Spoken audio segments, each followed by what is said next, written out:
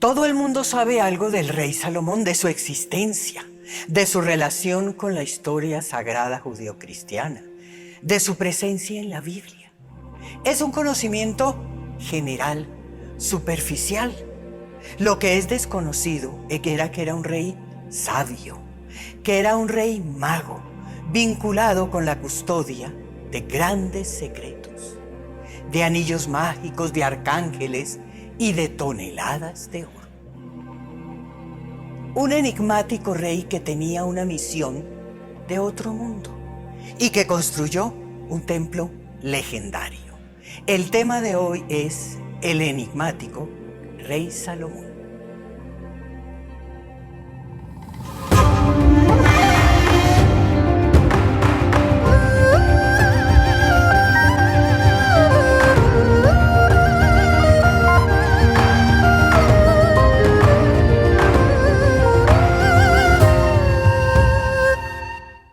Hola amigos, soy Irene Robledo Strauss y ha llegado el momento de recuperar la memoria. Es mucha la gente, muchos piensan que Salomón es un asunto judío. Y resulta que no. Salomón forma parte de la historia sagrada del mundo, general del mundo.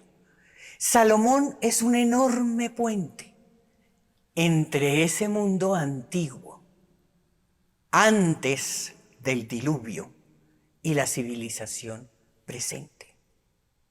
Salomón es un misterio. Su origen, toda su existencia, su vida, sus riquezas, que eran enormes, la misma construcción del templo, esa relación que tenía con Egipto, con Sumeria, con Sudán, con Etiopía, esa relación con el Arca de la Alianza, con lo misterioso y enigmático de su padre David. A su vez, David y su relación con los gigantes, con esa magia. Todo lo de Salomón está mal datado, es anacrónico. Salomón y su magia, y su anacronismo, y sus minas de oro, y su tribu de Judá. Tribu de Judá, hay varios que están relacionados. Los libros de Salomón, porque él sí escribió. El tema de hoy es el enigmático rey Salomón.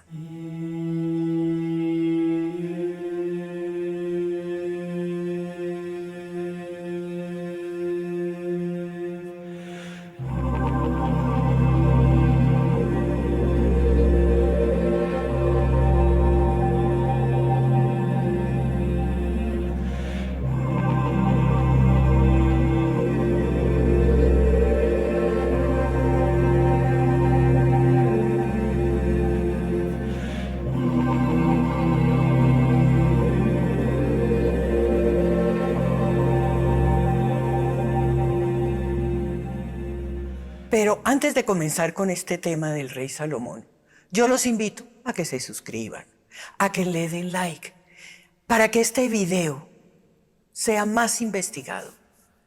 Ese tema hermosísimo, muy desconocido de Salomón. Los invito a que entren en la página de Hilda Strauss. Allí van a encontrar el botón de radio con el programa en directo o las grabaciones. También en el home van a encontrar todas las meditaciones express. Y ahí también van a encontrar el blog. Vean los temas. Es importante entrar y ver todos esos temas místicos espectaculares. Salomón.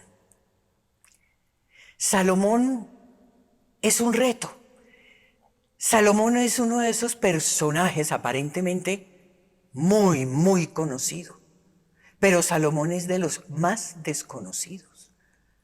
De Salomón se perdió la memoria, se perdieron los detalles. Se sabe que es hijo de David, ese rey David que peleó contra el gigante Goliat. que Salomón construyó ese gran templo de Jerusalén para guardar el arca. Se sabe que era un rey que logró unificar su reino, desde Sumeria, desde el Éufrates hasta Egipto. Pero hay muchas cosas que no coinciden en tiempo, en narraciones, sobre todo con los tiempos. Por eso hablamos de que es muy anacrónico. De la tribu de Judá, como Jesús, como su papá David, dentro de lo que cuenta la historia anacrónica, que vivió hace 3000 años, que era un personaje muy pilo. ¿Por qué? Porque logró unificar ese reino, pero además fue muy estratega, porque ayudaba mucho a sus vecinos, colaboró mucho con sus vecinos. Entonces, precisamente por eso, no tuvo grandes conflictos, ni grandes guerras, ni grandes peleas. Salomón es el autor de un texto distinto de la Biblia, de un texto muy lindo, Cantar de los Cantares. Un texto lleno de claves, lleno de secretos, lleno de símbolos, un libro de alquimia. Salomón es un personaje respetado por cristianos, por judíos y por musulmanes. Su vida, su padre, sus hermanos, su riqueza, su magia, sus libros, otros libros que escribió, todos esos símbolos y todos esos mensajes. Salomón vivió en Jerusalén hace 3000 años. Eso es dudoso.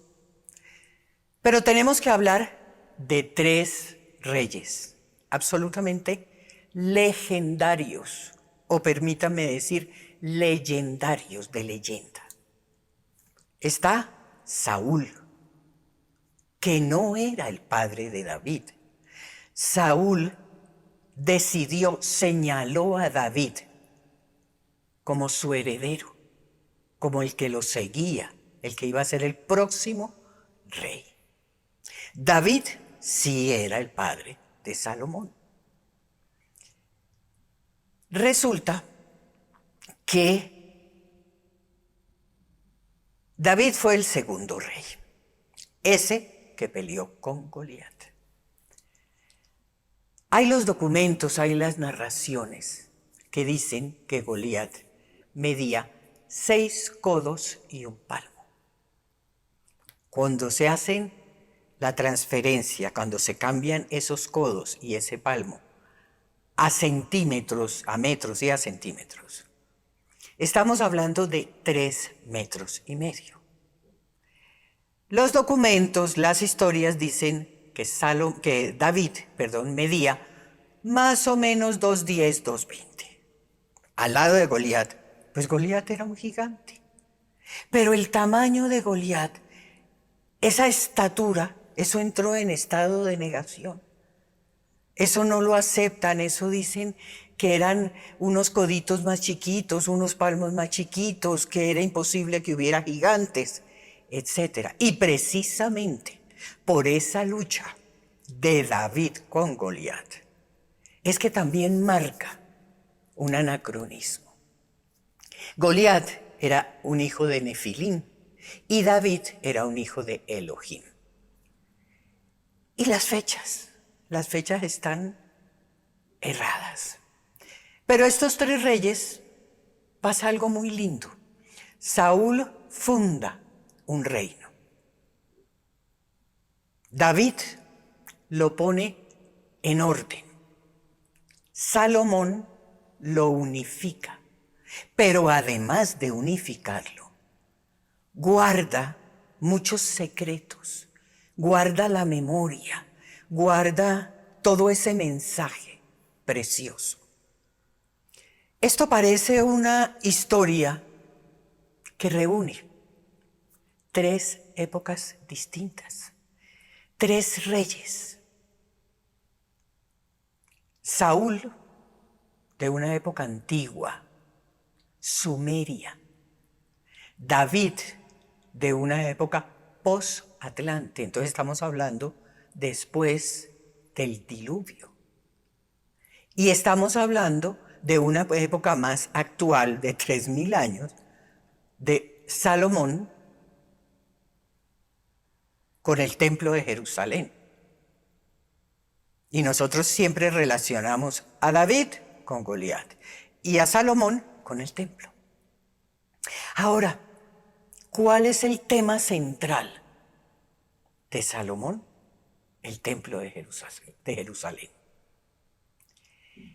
Y alrededor del templo de Jerusalén hay muchas cosas que llaman la atención. Los planos, las medidas, el lugar especial. Salomón absolutamente contactado. Un templo que tenía 3 estancias, enorme. El primer templo de Salomón ocupaba 1/4 de Jerusalén. El otro cuarto de Jerusalén era su palacio, su residencia. Y el resto vivía en la otra mitad de Jerusalén. Estamos hablando de unas dimensiones impresionantes. Pero todo como fue realizada la construcción, los detalles, los corredores, todos los parámetros de la construcción del templo de Salomón. El arca, el lugar, el cuidado, lo estricto de absolutamente todo. Ese templo guardaba cosas muy especiales, además de guardar el arca. Guardaba el cetro de Aarón. Y todos sabemos y conocemos que Moisés y Aarón fueron 2 personajes enormes. Conocemos y estamos más familiarizados con Moisés, pero Aarón fue algo increíble y tenemos que hacer un video de él. Ahí había guardado maná. Estaban guardadas esas tablas de la ley que tenían unas letras en luces, unas letras que alumbraban. Entonces uno dice, ¿en piedra? ¿No sería más como una máquina, una tecnología que nosotros no conocemos? Ahí estaba también ese candelabro de oro enorme, el menorá. La fuente base de los bueyes, la mesa de pan, la mesa o espejo de Salomón, libros sagrados, su capa o urín, todo lo del altar. Fue un rey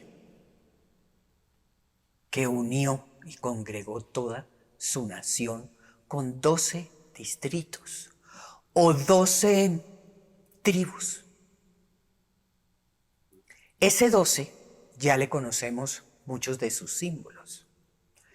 Pero ese 12, además de hablar de los centros de luz propios de los centros de luz de la tierra, también habla de las 12 razas iniciales. Ese templo recogía toda esa memoria. Ese templo custodiaba con símbolos y con cosas hermosísimas una memoria impresionante. Y el templo tenía oro, mucho oro. ¿De dónde venía ese oro? Es una gran curiosidad, porque sí, por alrededores había esta mina y había esta otra mina. Pero además era un oro refulgente, era un oro que tenía un brillo especial. Y ese templo tenía de ese oro, tenía unos materiales extraños, inclusive unas maderas, que hay una historia que dice que Salomón viajó en el tiempo hacia atrás y se trajo madera petrificada, de lo dura del material. Materiales raros, materiales extraños. Y resulta que tenía cristales, tenía cosas impresionantes. Y todos esos elementos del templo, absolutamente todos esos elementos del templo, los consiguió Salomón. Los traía, los conseguía, los compraba, los negociaba. Para él el templo era una obsesión, una misión, era el objetivo de su vida.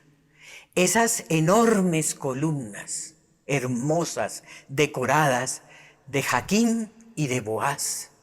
Esas 484 ventanas del templo. Esa madera ágata, todas las tabletas de oro en las paredes, en el piso.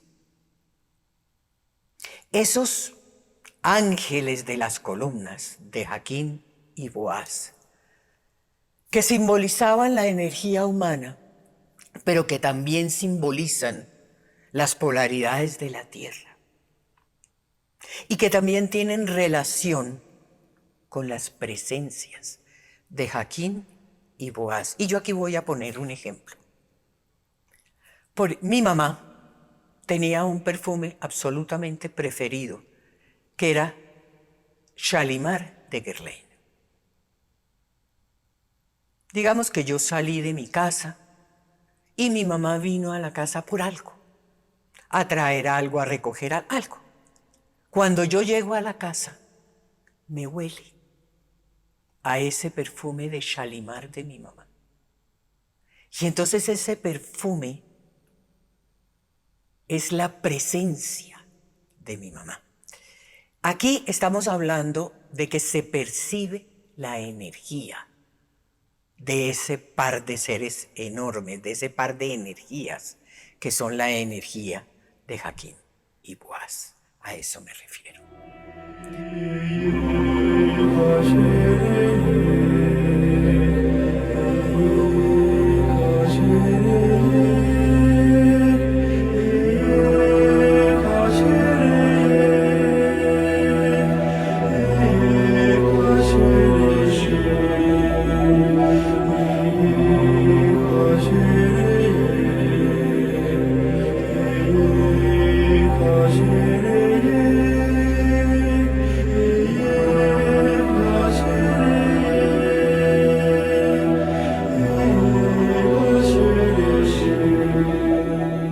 El templo de Salomón, puertas enormes, importantes. La puerta del Santo Santoro era de ese oro especialísimo, refulgente, radiante. Y era la pregunta repetida, ¿de dónde sacaba Salomón tanto oro y tantas cosas? Porque no solamente era oro, eran piedras preciosas.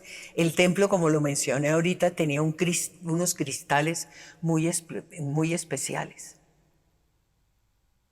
Cosas, perdón, amigos, que venían del cielo.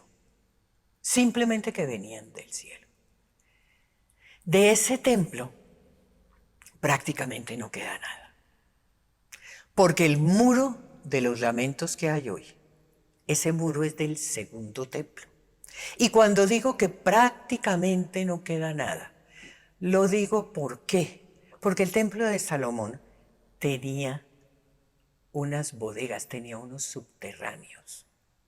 Si en este momento se tumba eso, se tumba esa pared de los lamentos y se hace la excavación, ahí hay un remanente enterrado de la época del rey Salomón, impresionante. Este templo tenía una mezcla de objetos de construcción humana. Y todos estos objetos, el oro, las piedras preciosas, el candelabro, los altares, el oro, eso se lo robaron, lo destruyeron, lo fundieron. Eso fue una cosa muy complicada. Pero todos los objetos que le decimos sobrenaturales u objetos que vinieron y que el origen era el cielo. Esos eran objetos y son objetos siempre muy custodiados. Y yo diría que no solamente por Salomón. Entonces hay que hablar del arca, del espejo de Salomón, del cetro de Aarón, del maná, de las tablas de la ley, que repito, no eran un archivo en simple piedra. Yo pienso que eso era una tecnología y que era algo mucho más sofisticado. Y todo indica que todo eso se lo llevaron, lo pasaron a la otra dimensión. Al, morir Salomón, que uno tiene que decir que David desapareció, Salomón desapareció. Pero entonces al morir Salomón, el templo fue destruido, fue arrasado durante 3 años por Nabucodonosor II, pero sistemáticamente. Lo robó, le arrancó cosas, lo destruyó. Nabucodonosor, hijo de un Nefilín, Salomón de un Elohim. Y recordemos que los Elohim se juntaron en un momento dado con los sembrados aquí y los hijos eran los Nefilín. Entonces estamos hablando de hermanos, verdaderamente de hermanos. Otros objetos del templo. Miren, hay cosas que se sabe que existen. Se sabe que existen. Pero como no se entiende eso qué es, pues no se hablan de esos objetos. Ni siquiera los mencionan.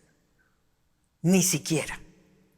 Es como si nosotros tuviéramos objetos ahora, venidos de otro lado, que no sabemos cómo manipular, para qué sirven, qué se hace con eso. Hay cosas ahí muy curiosas. La tapa del arca. Hay una imagen, una pintura de Tissot, que es como la más cercana a las narraciones del arca, donde los palos para transportar el arca debían ser mucho más largos, porque está en esa leyenda que nosotros los humanos, los que estábamos aquí, era peligroso acercarse mucho al arca. Entonces los palitos de esa pintura están un poquito cortos, los travesaños, todo. Pero la tapa del arca se ve ahí en ese oro macizo. Además un oro que Tissot lo pinta como blanco, pero para mostrar que era refulgente, que tenía un brillo muy especial. La capa de Salomón con la luz de las clavículas, que parecía una capa de armiño, ese urín que se ponía y se cerraba aquí en un sello grande. Y cuentan las historias que cuando él se ponía esa capa podía tener el control del clima. Y es que era como una capa que hacía la conexión con el origen y con muchas cosas acá, inclusive de las narraciones y de las historias que hay, de esa conexión de la tapa del arca, del control del clima, con Salomón y todo. También hay otra historia bonita de Salomón que nada lo detenía, porque cuentan estas narraciones que cuando él iba caminando, todo a su alrededor quedaba paralizado, pero no porque las cosas o las personas se detuvieran, sino porque quedaban quietas. Y en la medida que él avanzaba, todo retomaba su movimiento normal. Mago, sabio, con unas habilidades que no son de este mundo. David es un personaje bajado. que tiene la misión de restablecer la memoria. Y trae el tetragrama. Es una palabra de 4 letras o de 4 palabras a su vez. Tiene David relación con esa estrella de 6 puntas que se refiere a la tierra como el logo de la tierra, que tiene relación con la cábala. Y Salomón muestra ese camino en esas 2 estrellas, en esa cábala, en esa memoria. Además, en todo lo de Salomón hay una constante que es el 12. Vamos a hacer más adelante videos acerca de esto. Y de los 22 caminos, las 22 letras hebreas. Son 22 mensajes a su vez de Salomón. Y Salomón y todo su mensaje, toda su historia y el templo y todo lo que hizo está vinculado, íntimamente vinculado a la alquimia, al ego, a la energía, a todo el camino. Esa magia, esos episodios absolutamente claros que hablan de ego y hablan de alquimia.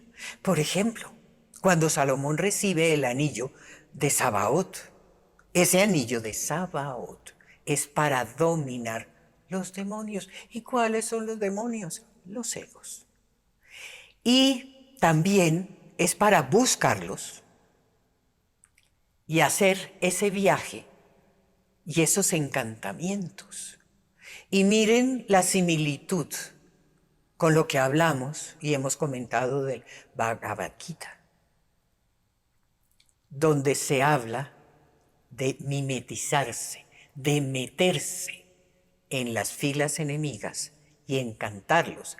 Y todo lo del ego habla de no hacer un enfrentamiento, una cosa frontal, una pelea. Y al final, con esos encantamientos, Salomón mete a los demonios en botellas, como en las historias de las 1001 noches, y los encierra. Y después habla con el demonio Asmodeo. Y le dice, vamos a construir el templo. ¿Esto qué significa? Esto significa ya esa parte mental absolutamente corregida. Se necesita esos egos, todo ese viaje, ese proceso, esos encantamientos, ese dominar, controlar, transformar los egos para conjuntamente construir el templo, la ascensión de la energía hasta la cabeza. Esos demonios, vuelvo y repito, en esas botellas son los defectos. Y esto es una cosa linda porque también podemos ver que era algo casi budista. Y queridos amigos, la Biblia es en esto mucho más profundo, más profunda, no es tan simple como la vemos. El tetragrama da origen a otros nombres. No todos iguales, pero se refieren a memorias distintas. Se refieren a toda esa memoria perdida que David vino precisamente para restablecer. ¿Cuál es el tetragrama? Yod, He, Vau, He. Ese es. 4 palabras. Yod, He, Vau, He. Que es diferente a Yahvé, que es diferente a Jehová, que es diferente a Sabaoth, aunque el origen sí es el Yod, He, Vau, He. Y esto en los lenguajes originales, en ese hebreo o en ese arameo, esto es mucho más estricto. Y aquí, pues lo tengo que mencionar, pero tampoco puedo extenderme muchísimo. Les dije que Salomón era autor de varios libros absolutamente sagrados de la Biblia. Ahí están. Eclesiastés, el libro de los Proverbios, el Cantar de los Cantares. Inclusive también hay salmos. Y este libro, el Cantar de los Cantares, o el Cantar de Salomón, es un libro distinto. Es un libro de alquimia. Es un libro de energía de pareja. Escrito en clave, con símbolos. Es un poema de amor alquímico que no se ha entendido, pero para nada. El enigmático rey Salomón. Miren, es absurdo dudar de la autoría de él. Por una razón muy simple. Esos 5 libros originales o primeros son de origen sumerio. Son viejísimos. Lo que pasa es que el tiempo en que vivieron y en que estuvieron Saúl, David y Salomón, allá hay una datación que no concuerda, que está equivocada. Cada objeto, cada libro, cada nombre, cada historia, cada construcción, cada memoria asociada a Salomón tiene un significado místico profundo, bellísimo. Salomón, al final de los tiempos, terminó siendo acusado de idolatría. Salomón fue acusado de politeísmo. Todo eso es el mismo malentendido de la memoria. Al contrario, aquí lo que hay que entender es que Salomón es parte de la historia sagrada del mundo, de la magia del espacio, de esa contactación con los seres de las estrellas. Porque hemos perdido la memoria y es necesario recuperarla. Gracias. Hasta un próximo tema y un próximo video.